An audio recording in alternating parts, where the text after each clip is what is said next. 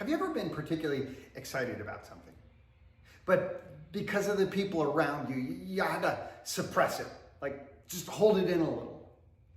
Maybe a promotion, your boss chose you over a coworker for the new position, and celebrating it in front of everyone would be, well, awkward.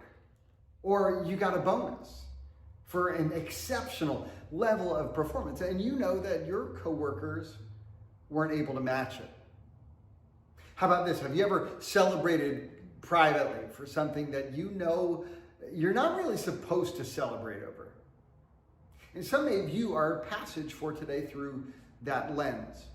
Revelation 18:20 says, "Rejoice over her, you heavens. Rejoice, you people of God. Rejoice, apostles and prophets, for God has judged her with the judgment she imposed on you." Rejoicing over someone's judgment isn't what we would call socially acceptable, is it? And of course, that doesn't stop us from doing so. When a big name of the opposing political party slips up, they get in hot water or for something they did or said, or heaven forbid they're harmed, there are those who rejoice, aren't there? Those who say, finally, they got what was coming to them. Like, for the most part, we'd say that's not an okay response. At the same time, that seems to be the very thing we're commanded to do regarding Babylon.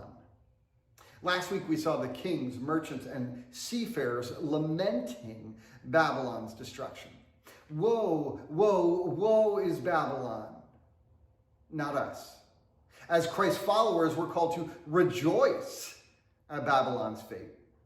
Now, digging deeper, it seems like that rejoicing is connected to something we read previously. Back in Revelation 11, the two witnesses were attacked by the beast. They were killed, and their bodies were left exposed in the city square. We saw then in verses 9 and 10 that for 3.5 days, some from every people, tribe, language, and nation will gaze on their bodies and refuse them burial. The inhabitants of the earth will gloat over them and will celebrate by sending each other gifts because these two prophets had tormented those who live on the earth. It's kind of a bizarro Christmas, isn't it? They sent gifts to one another to celebrate the prophet's murder. The word celebrate in verse 10 is the same as rejoicing in chapter 18, verse 20. We're called to celebrate Babylon's demise just as they celebrated what they thought was the fate of the two witnesses. You can almost hear the voices of those who would call Christians intolerant for such rejoicing.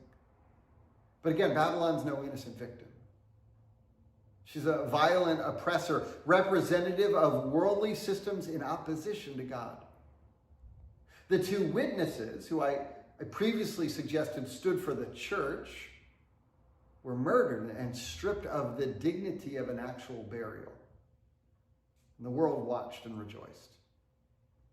Back in chapter 17, Babylon was described as being drunk with the blood of God's holy people, the blood of those who bore testimony to Jesus. What we find in her judgment is justice, a punishment that fits the crime.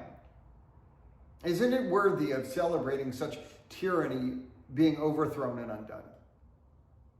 I wonder if the reason that we as Christians find ourselves uncomfortable with the thought of rejoicing in her judgment is because we're so unfamiliar with the notion of suffering at her hands. We feel no need to cry out for justice, no compulsion to rejoice over her fate, because far from being mistreated by Babylon, we're privileged by her, treated as her friend. I think the invitation for us is to live in a way that challenges Babylon, that challenges her powers, even should it make us uncomfortable or cost us. Such that when Babylon is undone in our day or future days, it will be relief. It will be a cause for much rejoicing. Have a blessed week.